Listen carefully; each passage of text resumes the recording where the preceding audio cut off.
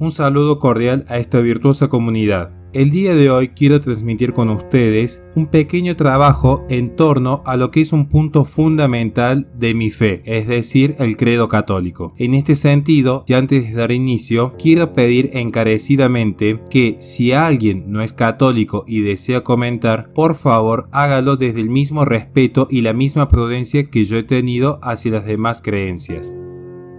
En primer orden, uno suele preguntarse si el purgatorio es solo una teoría de los teólogos de la Edad Media. Esta es la clásica acusación de cismáticos ortodoxos y de incluso racionalistas. Sin embargo, la existencia del purgatorio es un dogma de fe que siempre se ha creído en la Iglesia y del cual encontramos señales en las Escrituras. En efecto, allí se mencionan oraciones por los difuntos. Sin embargo, si los difuntos están en el cielo, no hay necesidad de rezar por ellos, y si están en el infierno, tampoco, ya que la permanencia en estos lugares es definitiva. Ahora bien, las Sagradas Escrituras nuevamente vuelven a solicitar la oración por los difuntos. La práctica de estas oraciones y de estos sacrificios es, pues, señal suficiente para establecer la creencia en un lugar intermedio entre la tierra y el cielo, del cual uno puede ser liberado por medio de las oraciones. Este punto fue definido por los concilios de León, Florencia y Trento.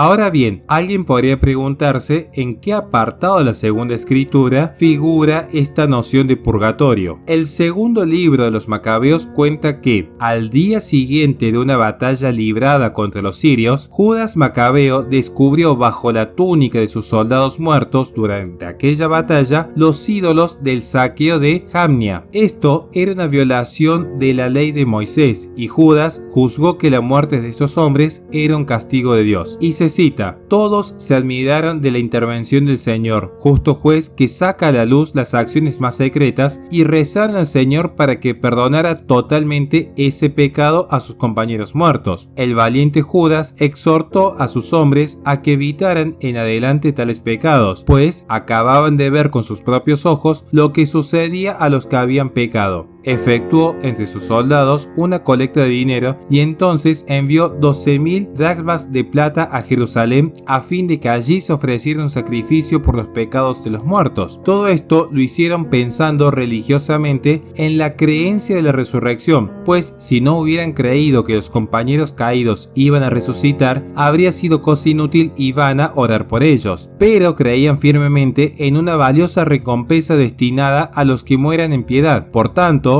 es santo y saludable orar por los muertos para que sean librados de sus pecados. En el Nuevo Testamento, la existencia del purgatorio no se afirma explícitamente en ninguna parte. Sin embargo, se puede citar varias alusiones a un estado de purificación que no es el infierno. Y se cita: si alguno habla contra el Hijo del Hombre, esto le será perdonado. Pero al que hablara contra el Espíritu Santo, no le será perdonado, ni en este siglo ni en el venidero.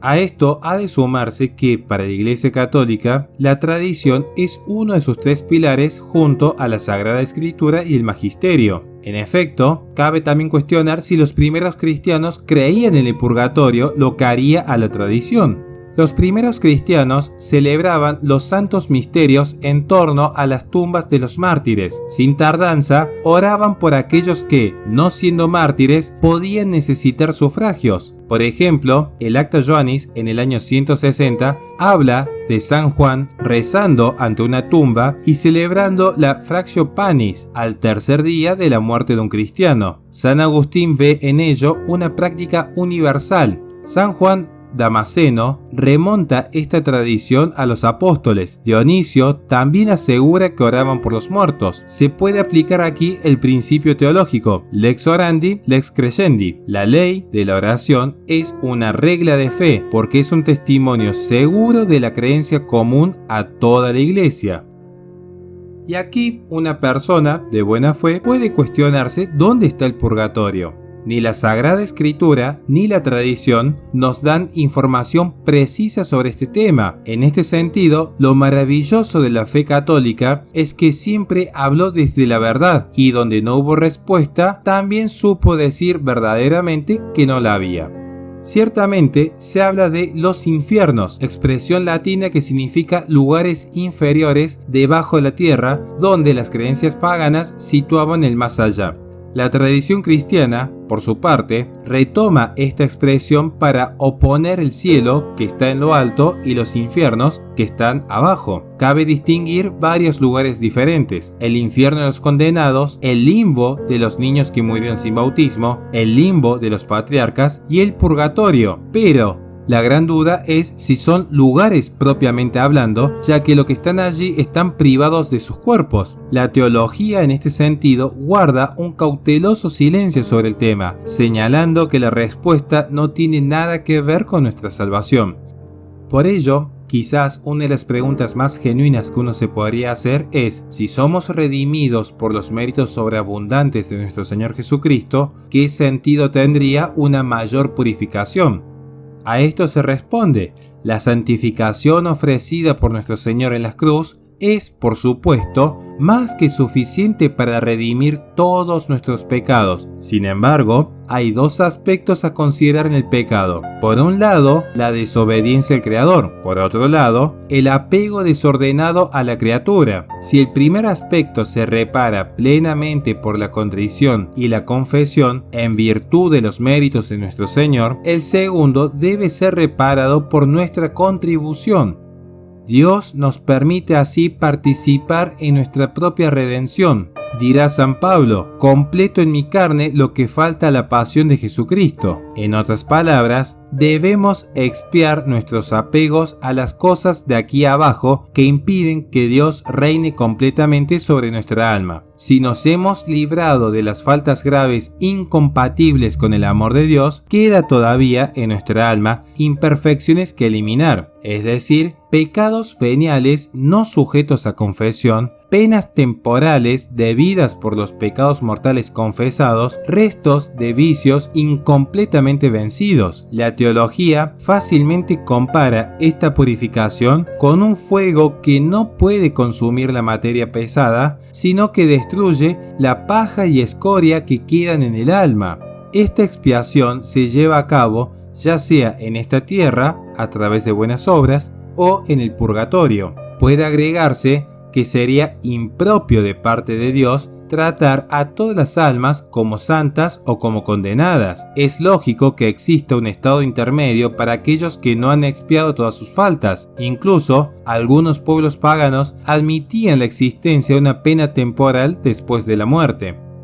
Y ante esto, vale considerar en qué consisten las penas del purgatorio. Más de uno ha de cuestionarse si acaso son las mismas penas tan duras como el infierno mismo. Y se cita: hay dos tipos de pena en el purgatorio: la pena de daño, que es el retraso de la vista de Dios; la pena de sentido, que es el tormento infligido por el fuego. El más mínimo grado de cualquiera de las dos supera el mayor dolor que uno pueda soportar aquí en la tierra. Esto es dicho por Santo Tomás de Aquino en la Suma Teológica. Nuestra alma, al final de esta vida, experimenta un violento deseo de unirse a Dios, porque ya no está limitada por el cuerpo y vislumbra la inmensidad de la felicidad del cielo. El tormento que experimenta por la pena de daño es entonces terrible y solo es atemperado por la certeza de que terminará. En cuanto a la pena de sentido, esta afecta directamente al alma en la sensibilidad que da al cuerpo y se siente tanto más vivamente. Sin embargo, las penas del purgatorio son muy diferentes a las del infierno, porque purifican las almas en lugar de castigarlas. Las almas del purgatorio poseen las virtudes de la esperanza y la caridad, a diferencia de los condenados. Tienen, por tanto, un gran deseo de unirse a Dios y aceptan la penitencia que se les inflige como medio de salvación. Siendo esta pena impuesta por Dios, no pueden aceptarla libremente, pues esto la convertiría en un medio de mérito. La caridad no aumenta en ellas, pero como disminuyen los obstáculos que le impiden producir su efecto pleno, la sienten cada vez más vivamente a medida que se acercan a la salvación. Aquí Para ya ir finalizando el presente trabajo, también vale considerar aquellos cuestionamientos en torno a si uno debe ayudar a las almas del purgatorio y, en caso de que la respuesta sea afirmativa, de qué forma. En verdad, tenemos el deber de ayudar a los difuntos que esperan entrar al cielo. Es un acto de caridad que concierne a las almas amadas por Dios. Estas almas pueden rezar por nosotros una vez que hayan entrado en el cielo. A veces, somos responsables de los pecados cometidos en esta tierra por los difuntos. Debemos orar especialmente por nuestros seres queridos y por nuestra familia. La Iglesia siempre ha dirigido sus súplicas por las almas de los difuntos de la manera más urgente y oficial, el memento de los difuntos. En el canon de la misa se nos hace rezar todos los días para que los difuntos encuentren el lugar de refrigerio, de luz y de paz. La misa es, por lo tanto, el primer y más eficaz medio para aliviarlas, mandando ofrecer por ellas el santo sacrificio o simplemente ofreciendo la comunión. La Iglesia les abre también el tesoro de las indulgencias. Finalmente, podemos ofrecer las grandes obras de la vida cristiana, la oración, el ayuno y la limosna. Esto es lo que se conoce como sufragios. La razón es que estas almas están unidas a nosotros por la comunión de los santos, es decir, por la unión en nuestro Señor por la caridad. Así como los miembros de un mismo cuerpo pueden apoyarse unos a otros, los miembros de la Iglesia pueden comunicarse entre sí una parte de sus méritos. Y aquí hay una gran pregunta respecto a si se pueden pedir gracias a las almas del purgatorio. Como se mencionó anteriormente, estas almas están unidas a nosotros por la caridad y pueden orar por nosotros. Dios, en su misericordia, les informa de las oraciones hechas por ellas o de las necesidades de sus seres queridos, y, una vez en el cielo, estas almas son ciertamente conscientes de ello. Sin embargo, ya no pueden conseguir ningún mérito y, como nos señala Santo Tomás, están en un estado en el que necesitan nuestras oraciones más que orar por nosotros. Cabe añadir también que la Iglesia nunca les dirige oraciones litúrgicas, por lo tanto, es posible rezarles, pero sin darles un superior poder que al de los santos del cielo. Ya finalmente, el último cuestionamiento que una persona cristiana podría hacerse es cómo evitar ir al purgatorio. En verdad, todo cristiano debe evitar el purgatorio, no solo para evitar sus penas, sino también para cumplir la voluntad de Dios, quien dice: «Sed perfectos como vuestro Padre Celestial es perfecto». Esto es posible preservándonos de las más pequeñas faltas y expiando por la penitencia los pecados por los que hemos obtenido el perdón. Ya sin más que agregar, muchísimas gracias a todos por su valioso tiempo y recuerden que este material está destinado a dar a conocer un pilar fundamental de la fe católica.